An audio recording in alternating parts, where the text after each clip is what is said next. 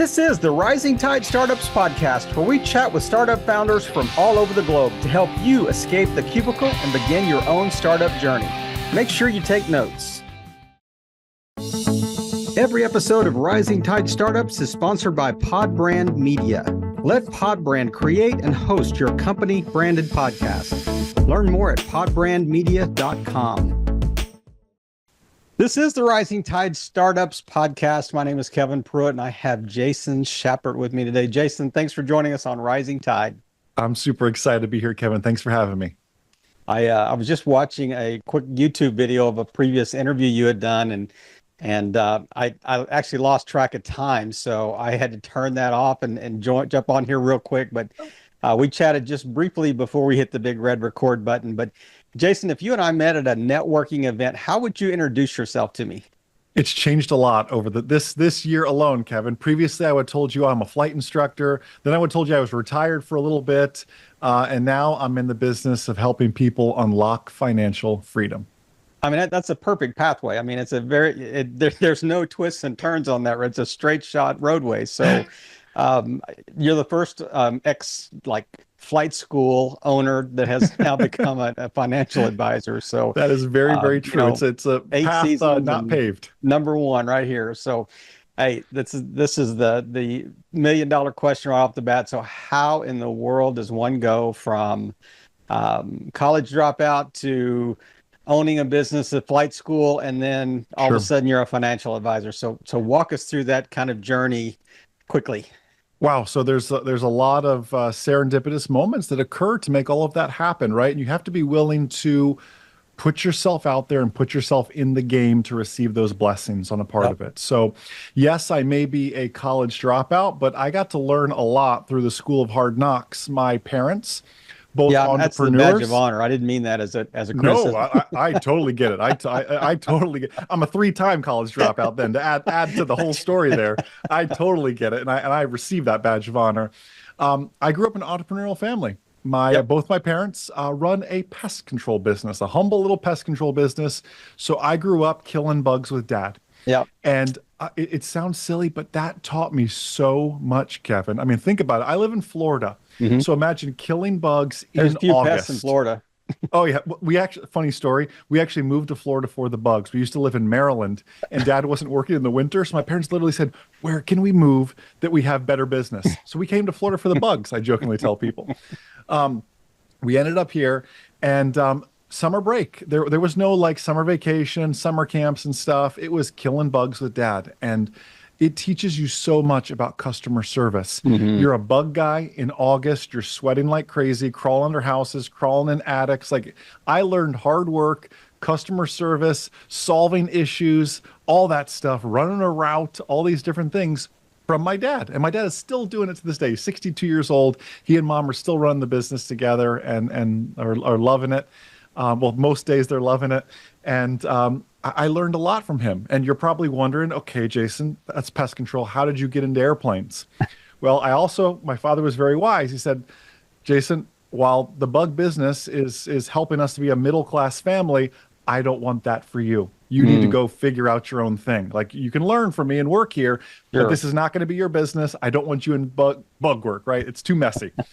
And I had a passion for aviation. Mm-hmm. So, but as you can imagine, learning to fly is precipitously expensive as far as that goes. So Dad, again, in his wisdom, probably didn't even realize what he was teaching me. He said, listen, whatever you upsell my customers will be 100% yours. Sell them lawn care services, pressure washing the driveway, weeding their flower beds. I don't care. You knock on their door, you talk to them, you make the sale, and you keep 100% of it. You're going to do the work too. And I was so nervous, Kevin, going up to some stranger's door and knocking on it and said, hey, Mrs. Johnson, I noticed your flower bed's full of weeds. Would you like me to take care of that for you for $40? And I received a lot of no's, but I received more yeses than I received no's as far as that goes. And with every yes, your confidence builds. And as the confidence builds, you refine your sales pitch. And here I am, 12, 13 years old. They can't teach you sales like that in college. Getting out there and knocking on a stranger's door. They don't teach you that. So I didn't even realize the valuable lesson I was learning that I was going to use down the line from there. So I began doing the little odd jobs and paying for flight lesson after flight lesson to kind of work my way on up. And all through high school, that's all I could think about was flying. I didn't care about math. I didn't care about algebra. I didn't care about any of those things.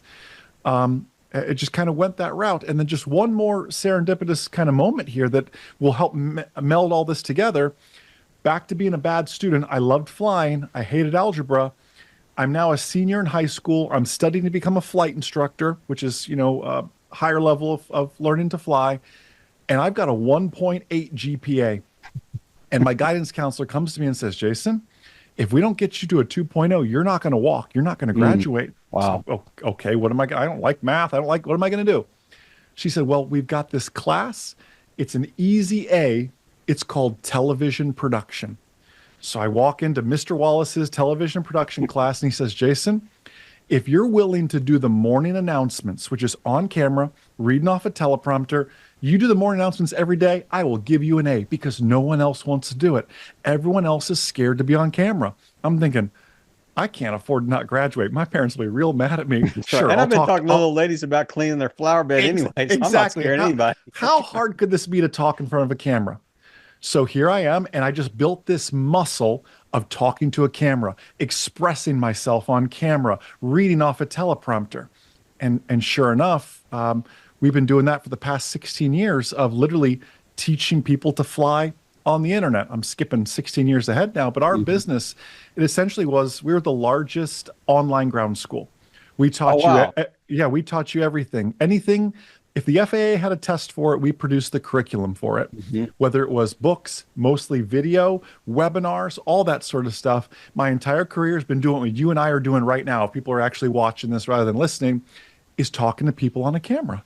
And it's just so funny how you took two very obscure passions, like learning to fly. I thought like I'd be a captain for JetBlue or something like that, or whatever.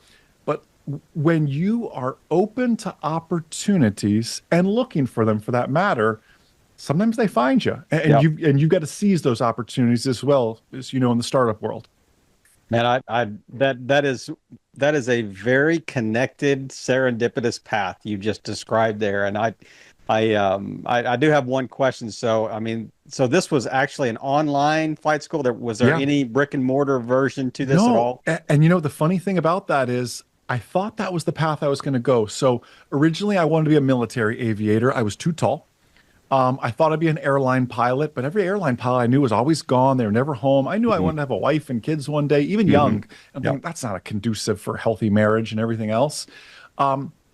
And about this time, again, I was kind of the weird kid. I was mowing Mrs. Johnson's lawn and everything else. And I'm listening to Zig Ziglar and Tony Robbins and John Maxwell, all on, cassette tape borrowed from the library. Exactly. Napoleon Hill, Think and Grow Rich, all that sort of stuff while I'm mowing lawns, while I'm pressure washing driveways. And everyone's talking about, Kevin, you got to get leverage in your business. How do I get leverage in this? It's me in an airplane. Like Kevin comes to me, he learns to fly, and that's it. Like when that seat is filled, that's it. I don't fly when the weather's bad. I don't fly when Kevin is sick. I don't fly when I'm sick. I don't fly when the airplane's broken. Like that's not leverage at all. Like how do I turn this business that has so many contingencies to make money? How do I make money while I sleep? In aviation, by the way. And about this time, now living in Florida, I was big into the surfing scene. We lived near the beach and everything else. So we'd go surfing on the weekends. And some friends had these GoPro cameras. And I thought, oh, that's it. I was into TV production, cameras. These things are cool. And I saw them like, wow, they're waterproof. They're impact proof. They have these sticky mounts. I'm like, I'm going to put these on the airplane. So I borrowed two of my buddies' GoPro cameras. I put them in my little 1975 Cessna 150 airplane that I bought for $10,000. Not an attractive looking airplane. If you can imagine what a $10,000 airplane looked like 16 years ago, still not an attractive airplane. And I put a GoPro on the ceiling, like right about where your eye level would be, Kevin, as if you were sitting there with me. I put another one out on the wing, and I went up and I flew an entire lesson one. This is the turns we make. This is how we find the airport. This is how we talk on the radios. This is how we do all these things. And I began to upload it to this little thing called YouTube, which wasn't owned by Google yet, but was kind of out of the garage and this up and coming thing 16 years ago. Talk about, again, be in the right place at the right time. And again, that video started to get some traction. Then the next one. And again, back to that television production. I knew how to edit videos on iMovie very basically and everything else.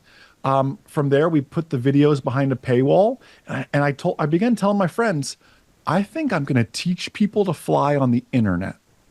And everyone thought I was crazy. Like, they thought exactly like you thought, like, well, it's a flight school, right? I said, no, I'm going to do it online. Like, and you're going to teach them how to land, right? Yeah, exactly. Not just take off. They get to land. It's funny you say that. One of our best-selling books is called The Secret of Perfect Landings, and it's a book. and again, but the fundamentals remain the same. Yep. I can teach you regulations, airspace, radio communications, decision-making, weather, all these sort of things I can teach online. Yes, they still need to go to their local airport with an instructor and fly, but I am preparing them for that exact moment. I'm showing them what the lessons are going to look like before they show up and start spending $200 an hour. Yep. And we found very quickly people are saving time and money by doing this. Yeah, and prepping for their exams too. You know, you're spot on. They have to take for sure. Yeah, and did you qualify like on different types of craft as well? Yeah. Or? Yeah, they based on engines. So we were airplane single engine, and then we eventually branched out from there. But I mean, we were really the pioneers at the beginning of this. Now we have dozens of competitors, but 16 years ago, what we were doing, people had never even heard of such a thing. Yeah, there's a huge advantage to being kind of first to market.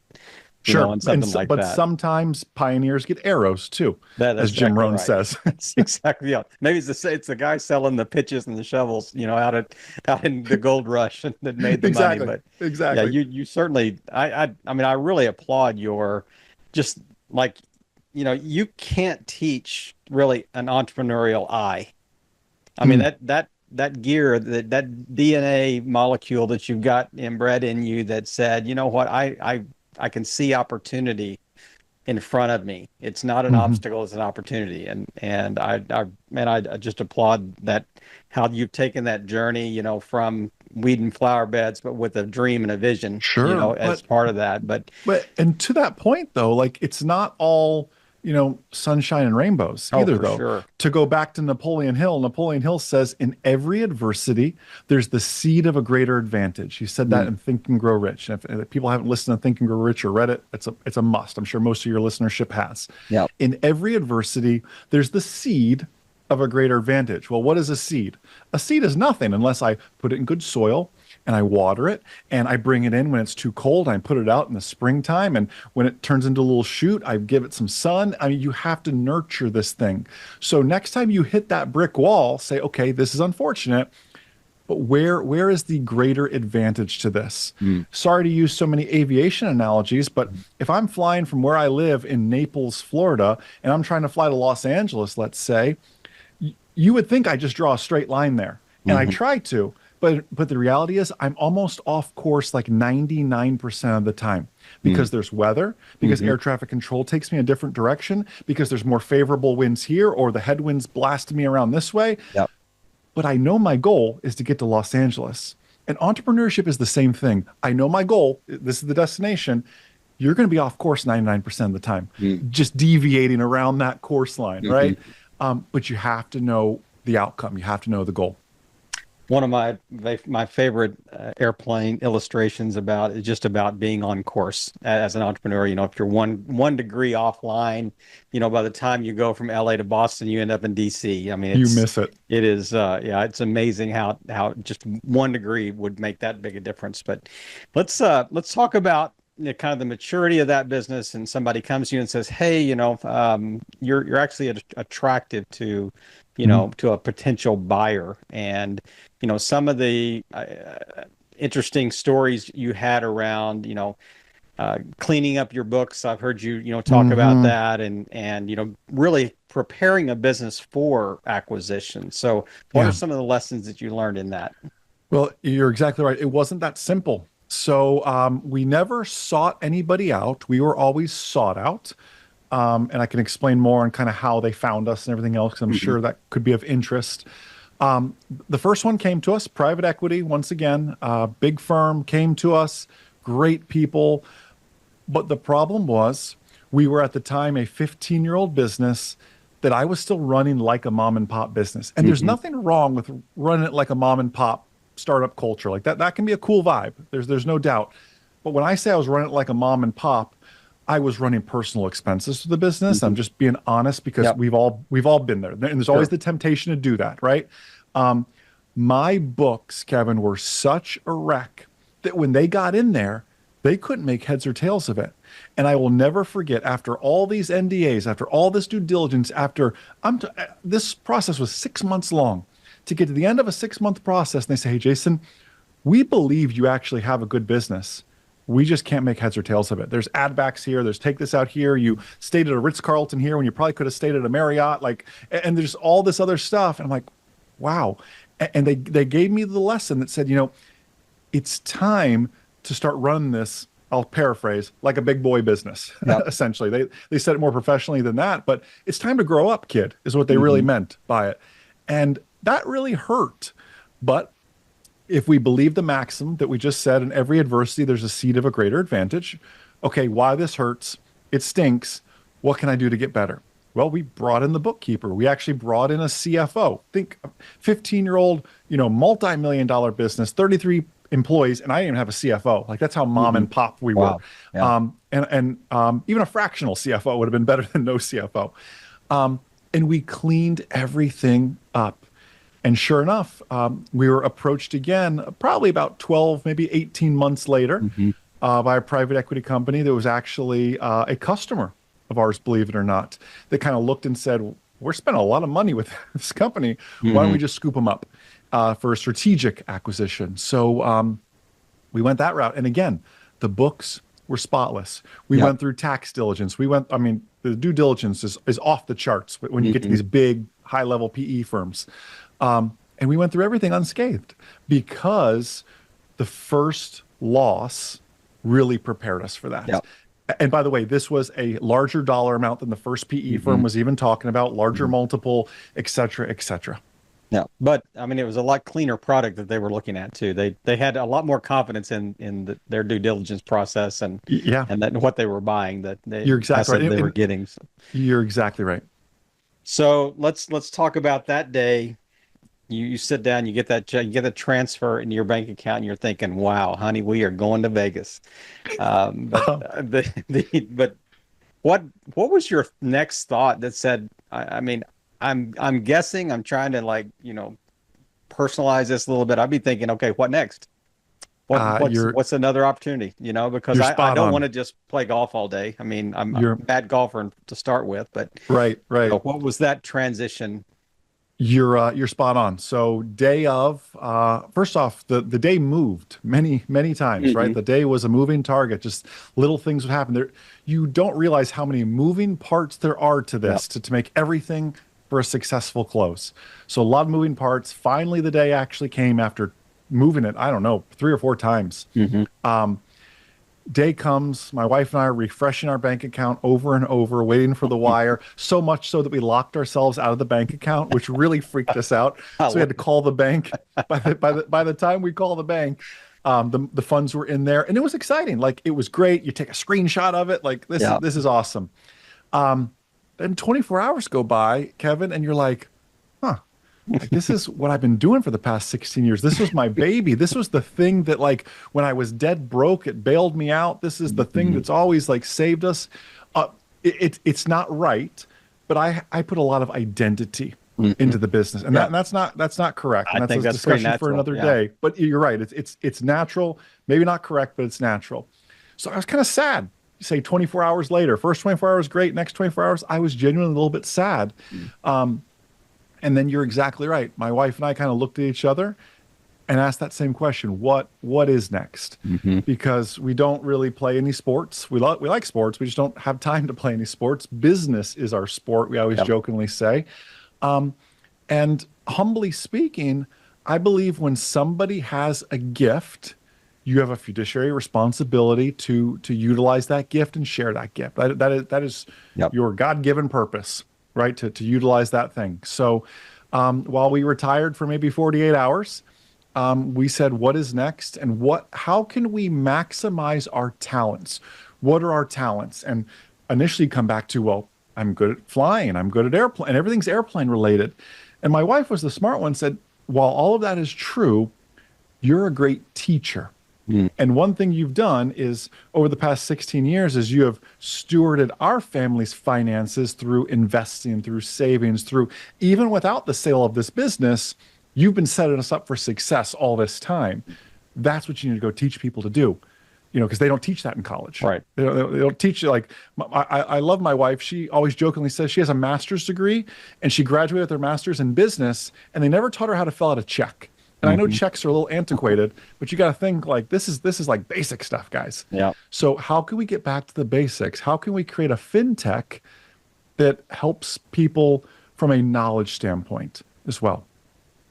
So you and your wife are having this conversation. You're sitting there thinking, okay, so we started on YouTube. We probably had advanced maybe to our own video platform, so to speak, that we can have these courses. But so yeah, I'm good at financial management. I can teach people how to do that, but there's a million of those out there. Yeah. So how did you, when you stepped into that, it wasn't like your flight school where you were kind of early entry. I mean, there was a lot of fish already in the pond here. So how did you differentiate yourself, and how did you decide, like, what is my niche? What's my angle here?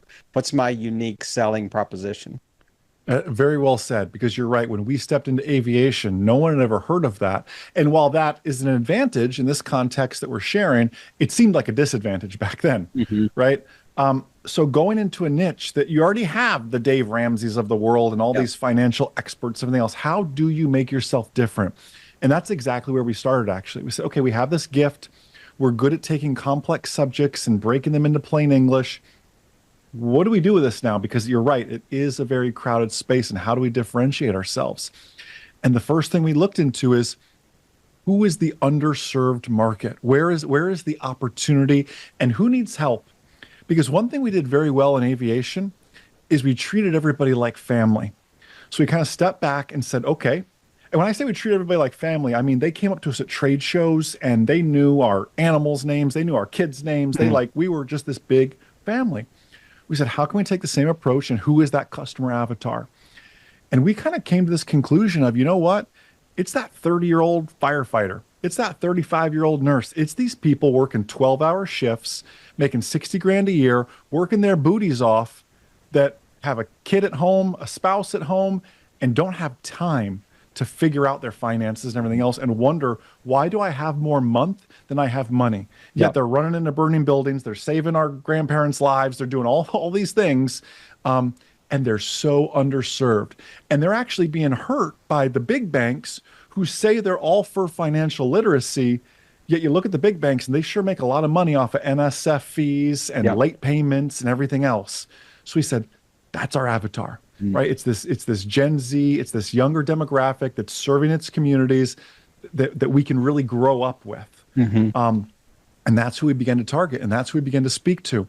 And we first launched that. But before we even had the app built and anything, I said, a good entrepreneur would test this concept.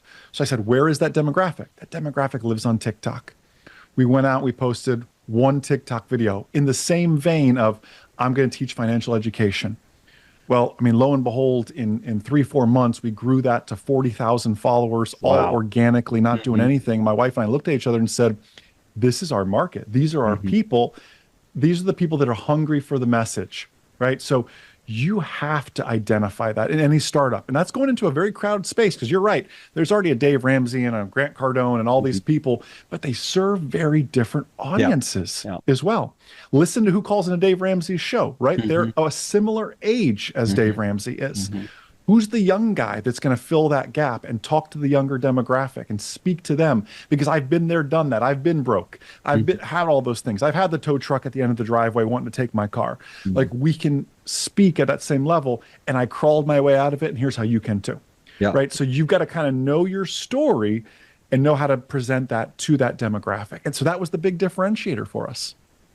So your first, did you just start with like, oh, here's some financial tips. Here's some, here's 5 ways that you can, have more money than month at the end of the process. I Right. love that expression. But or did you start out that these were really like almost ad spots for what you were trying to build?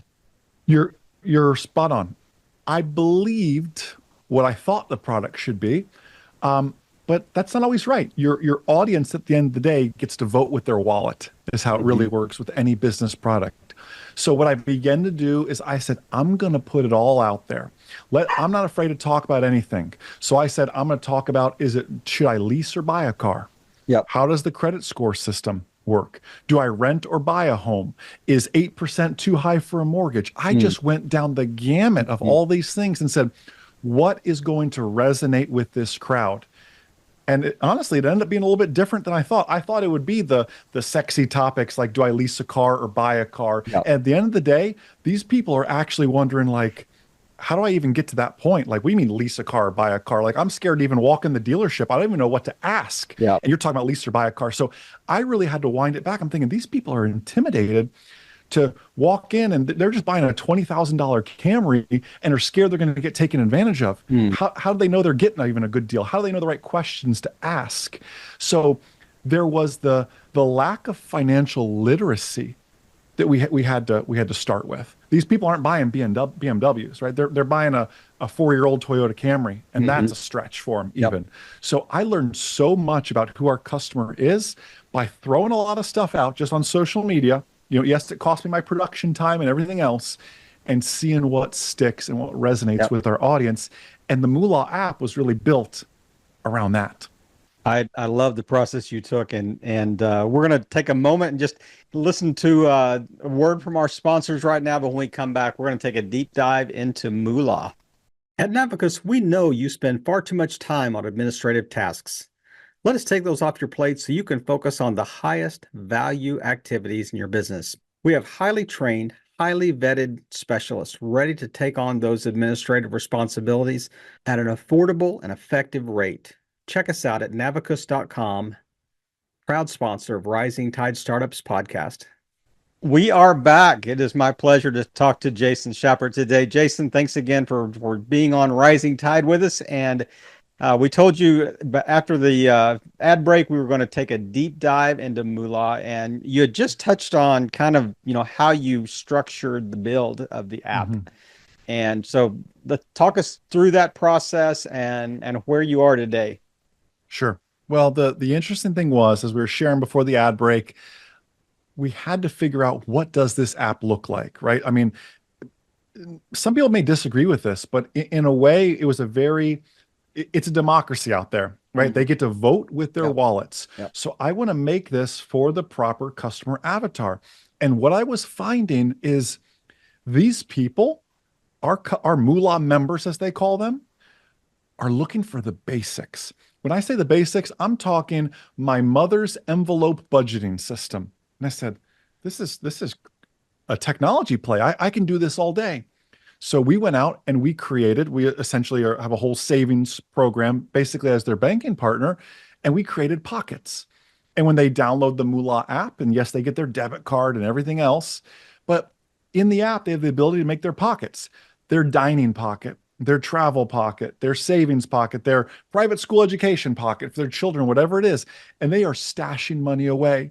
We began to create ideas that I borrowed from the business world. The book Profit First talks about the cash flow waterfall. Mike or whatever. You're spot on. Yeah, I wouldn't dare try to say his last name, but you're exactly right. Something like that. Yeah. And he talks about pay yourself first. Mm-hmm. Well, that's great advice for entrepreneurs. And I hope everyone listening to this is paying themselves first. If not, you're going to end up broke. I said, why aren't people teaching this in personal finance? So we did the MooLa cash flow waterfall, which we borrowed from Profit First. Mm-hmm. Anytime their biweekly paycheck comes in, they can choose what pockets and what percentage they want to waterfall it down into. In the church community, it could go into a tithing pocket. Yep. In whatever that may be, they can automate all of those things. So they're paying themselves first. And guess what? You take the emotion out of it because you let technology automate it for them. Right. I did the same thing in my business. Yep. They can do the same thing in their personal finances as well. Only So personal, not a business, not we, a small business app. we've talked about doing MooLa business. That doesn't exist right now. Mhm. But it's That's certainly 2.0. exactly, it's certainly a logical play for us, because you're Mhm. exactly right. Many of these tools would go a long way. I was just telling my mother about the other day, we launched our spare change feature, which is simply you and I go to get a coffee. It's $6.97. I swipe my Moolah debit card, I get charged $7. You say, Mm. okay. 6.97 goes to Starbucks, 3 cents. Sounds so insignificant, Kevin. Yep. Goes into the pocket or pockets of your choice. And most of Mhm. our Moolah members go, Jason, you're really losing your mind, Jason. How can saving nickels and dimes and pennies add up to anything? Yep. Well, we add a little tracker on their dashboard, and you'd be amazed. The average Moolah member has saved quarters and dimes and pennies, adding up to hundreds of dollars. And you Yep. go, what do you mean It's their $100? Christmas present fund. It's their, You are could be spot whatever. Yeah. on. Yeah. You're I spot love on. that. I love You that. you've I got to automate the savings. what when was Moolah born? The Wow. the actual app itself, I guess. When was it launched? Back, yeah, back in February. So February of 24. And it was, it's so funny you asked that question. If you asked me how long it took to build the aviation business, I couldn't tell you, but it would be like over a year to Hmm. do everything. And what we learned in business to what we've done now, how quickly we could move, Yeah. how quickly we could speak the developer language, everything else. Like your second business is in a way easier and more difficult than your Hmm. first Yeah. sometimes. So tell me what the like upward right-handed hockey stick growth has been Yeah. since you launched. Yeah, so we've been really, really blessed with everything. We just launched investing. Probably by the time this comes out, the investing side of things will come out there. So we built in some AI algorithms as well, based on our users' age, our members' age, their risk profile, their preferences, their companies and types of companies they want to invest in and don't want to invest in, to create a very, very easy score, buy, sell, hold, for them Mhm. individually, in addition to their ETFs, which we encourage most people just to invest in exchange traded funds, setting up their IRAs. You would be amazed at the amount of people that don't even have a retirement account Yep. set up Yep. at that age. So Yep. here we are. It sounds crazy, but we're getting the 20-year-olds to set up IRAs. Mm, And some of them look at us and think, Jason, you're a little bit crazy. Why am I planning for something 40 years away? I'm saying, trust me. that's I right. hope I'm still alive when you retire, because you're going to thank me You're gonna humbly. send me. I'll be in your Christmas card list for sure. You are Yes. exactly right. So, that is the big aspect of this. I Mhm. mean, we're adding literally hundreds of members every single day, because of that. And that's the cool thing. Yes, there's an aggressive pay-per-click strategy and social strategy and everything else. I can't deny that. But the viral component behind this, Kevin, the word of mouth component, um, and it's so funny. I got the idea. I listened again to the Lean Startup. Like yourself, I'm a crazy bookworm. And I said, if I'm starting a business again, I should listen to the Lean Startup again, which is, you listen to the examples, and it's dated. The examples Mhm. are, but boy, the principles, like Principles Think are and Grow still Rich and current. other Yeah. things, man, timeless principles. But he gave one of those examples, and it was how Hotmail grew so quickly. And you probably remember the story, and you probably remember receiving an email. They added the email signature that you couldn't get rid of, that said sent from Hotmail. Hmm. Click here to get your free Hotmail account. And I remember thinking, Hotmail, Hotmail's cool. I want a Hotmail account, right? Hmm. How do I do the same thing with Moolah? Hmm. So we began to say, okay, how do we make investing for a 20-year-old cool, right? Well, they love bragging on social media. They love bragging to their friends and showing, hey, look, I just bought 10 shares of Apple. Well, guess what? I bought 10 shares of Apple using the MooLa app. Hmm. Download the MooLa app here. It's just the Hotmail strategy all over again. And Hmm. that has been doing so well for us from that standpoint of just that social component of people wanting to share their small success, because Yeah. it's, the hashtag adulting was a popular thing for a while. We actually did very well with that, which is 20-year-olds wanting to be an adult, Mm. right? By making smart financial decisions and everything else. You can capitalize on those sort of things. You have to, like, there are just some timeless marketing principles that just work. People are always thinking AI is the next thing, or this is the next thing. And they're all great tools, and we utilize them every day. but there are just some timeless things that just flat out work. You just have to adapt them to today's times.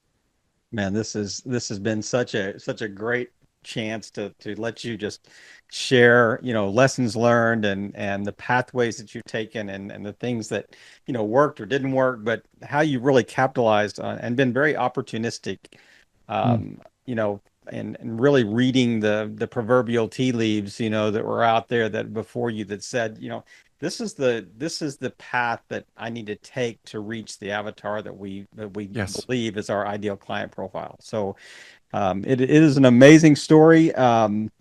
I want you to, in just a second, tell people where they can learn more, but I can't think of anything better to wrap us up today than for you to leave us like one golden nugget that if somebody's sitting there listening and they're in the cubicle and they're thinking, I've got an idea, I want to start something. What is one just timeless principle that you would tell them to, as they're preparing to launch out? Absolutely. You don't have to get it right. You just have to get it going. And I'm speaking to the perfectionist out there because there's so many of you that just want to get everything perfect. You don't have to get it right. You just have to get it going. It is so easy to be a fan at the sporting event, yelling from the stands. It's another thing to be a player down there in the game. I need you to be a player in the game. That's the biggest aspect of this. And if I could add just one more bonus one to continue the sports analogy, because I know you're a sports guy too. Yep. Everyone is looking for home runs. And you and I both know that base hits win the game of baseball. Yep. Hit the ball, keep it in play, and get to first base. And then let's do it again. And just base by base. Stop looking for home runs. If they come, that's awesome. But stop chasing home runs and just hit the ball, keep it in the game, and get to first base. Man, he just summarized the whole movie Moneyball in about 30 seconds there. That's very true. Very true. What a great movie. But true. Man, it's been good. Jason, tell people where they can find you online. The best place. Sure. So head on over to MooLa. Our domain is moo.la, MooLa. And they can find us all across social media as well, from TikTok through YouTube. If you want to see some of those videos we're talking about as well. So TikTok, it is MooLa Copilot. And you got to get the aviation analogy in there, right? So MooLa Copilot, YouTube, Facebook, Instagram, TikTok, doesn't matter. MooLa Copilot. Find us there. Fall in love with the content and everything else. If you know somebody who needs to get their finances in order, of course, the apps are in all the app store as well, so they can check those out. Well, make sure you hit reply on the email I sent you and send me those links so we can make sure they're in the show notes. But Jason, it has been a real pleasure to have this conversation. It's man, what a blessing it was just to hear your story and just the enthusiasm behind that. I mean, even in those rough patches that you had to navigate and weather through, but really just playing your part in helping all boats rise in a rising tide. Jason, thanks again. Have a great evening. Thanks, Kevin. You as well. See ya.